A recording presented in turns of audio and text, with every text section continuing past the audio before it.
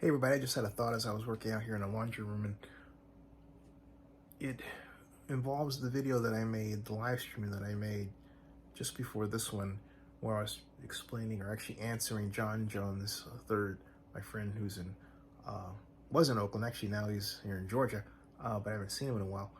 Answering his question regarding the Coliseum, he asked me what my opinion was regarding the land sale that was done by the county to the Oakland Athletics. He said city of Oakland, but I think he meant the county of Alameda. And I said, in answering, what happened was I was using the Prism app, and the app apparently stalled recording a few seconds of what I said, which happened to be a crucial few seconds in terms of the point that I was trying to make. So I made this still video, if you will. Anyway, he asked me about what I thought about it, because when the city of Oakland conducted its land sale, or its attempt to sell the land, it did so in 2019 with the objective of picking a nonprofit affordable housing developer. That organization, well, they couldn't make a deal go with them, and so the land is still available. By contrast, the county sold its part to the Oakland Athletics. And how the Oakland Athletics came into play to begin with is Oakland Mayor Libby Schaaf fashioned an ENA, exclusive negotiating agreement, that gave the baseball organization, it was supposed to give them a choice between Howard Terminal to build a ballpark there or the Coliseum. But basically the A's chose both.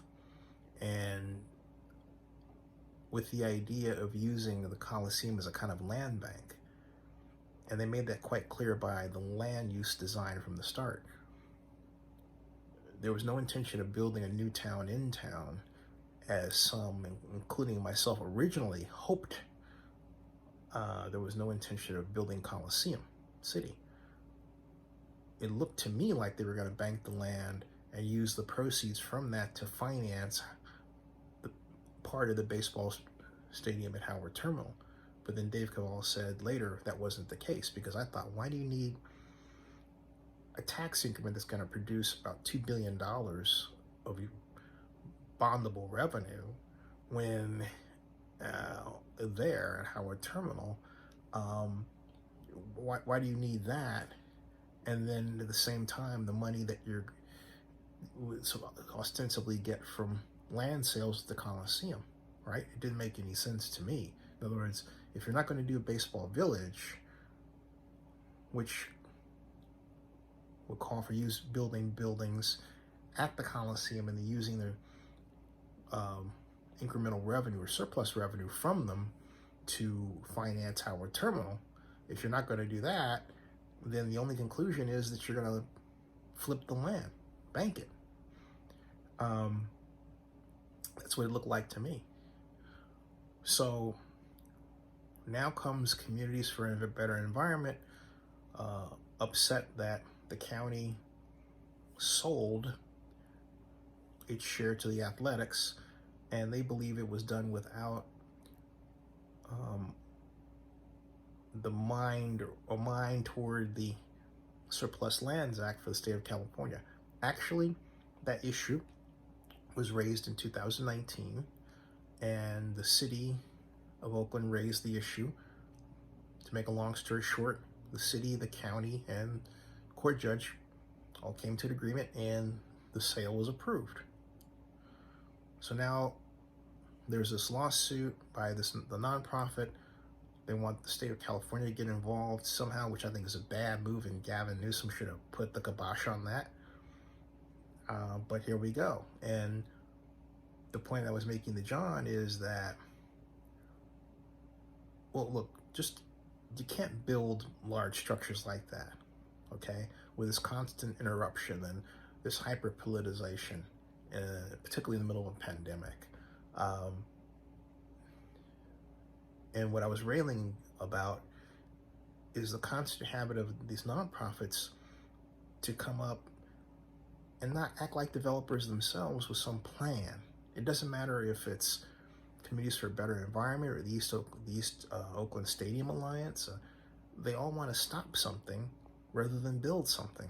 And this constant activity of organizations like this has had a negative impact on Oakland. It shows, to the point where, since institutional investor racism no longer exists in Oakland like it used to by any means, what the money goes to tends to be for something that a person who is white can afford, who has the money, generally because of the racism that has impacted income flows between people of color and not. And when government gets involved in building a large project in Oakland, and this has been true for decades, it becomes so over politicized that it never happens. I can point to when I mentioned the Rouse company that wanted to build a downtown 2 million square foot shopping center, and that quite literally died when Michael Spear, Rouse company principal, passed away after a helicopter crash. And he was the person who believed in Oakland. This is in 1991. There are a number of examples I can list. And I'm not talking about, for those of you who might be thinking of the Port of Oakland, I'm not talking about the Port of Oakland, okay? The port is a separate entity that hasn't suffered from that bugaboo, if you will, because of the nature of its business. But when it comes to building stadiums, arenas, large-scale convention centers, large event centers, large hotels, any edifice that's within the meetings, incentives, conventions, and entertainment industry, or the MICE industry, Oakland consistently falls flat. Consistently. This has gone on for decades. Some blame unions, but I just simply blame a city that's just not focused on really developing a true tourist infrastructure. We ourselves don't seem to believe that Oakland can achieve anything. These are us as Oaklanders. So I'm laying it right to us. And then I said that we're Democratic one, and lately our party, my party, your party, has a tendency to not want to get money to people that need it.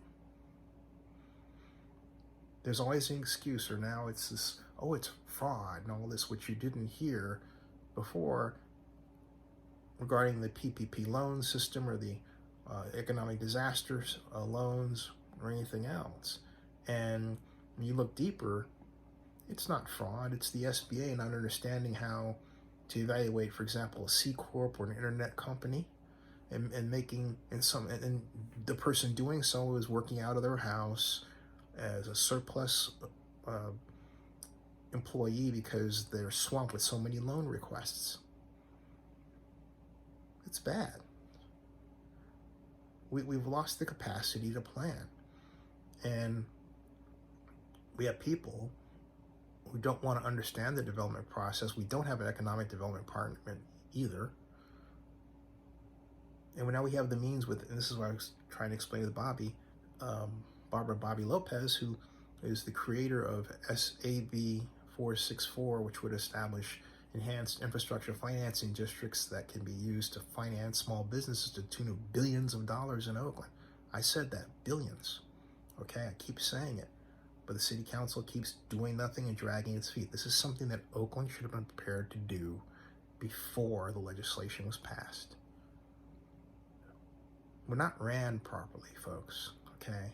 And we seem to want to have people there in need or the homeless to either ignore them or move, but not, we've lost the capacity to understand how to use government to shape market forces to help those who do not have a lot.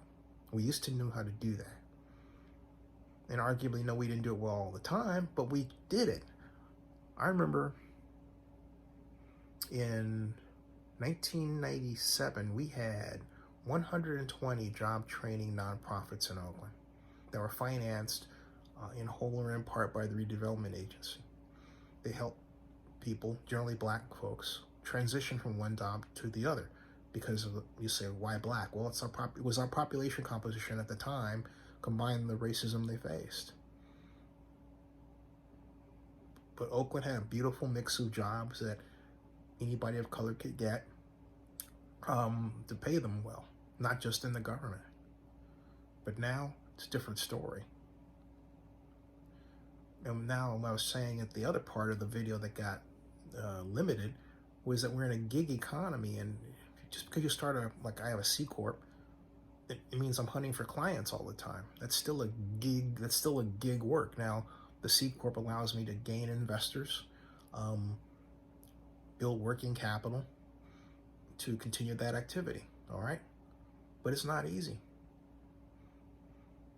So we have to have a come to Jesus moment, particularly as a party, the Democratic Party, which is supposed to deliver on government, and deliver. And anyone that doesn't want to deliver should not be a Democrat. I'm serious about that. We're in trouble as a party. We got to get our act together. All right, subscribe to Zennia62 and bookmark oaklandnewsnow.com.